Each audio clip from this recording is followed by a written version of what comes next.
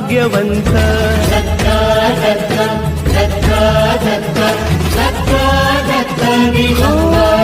अवधूत चिंतन गुरुदेव दत्त गुरु आमचा तू आम्ही भाग्यवंत नसे जन्म मृत्यू नुरे काही खंत ना प्रारंभ मध्य नसे काही अंत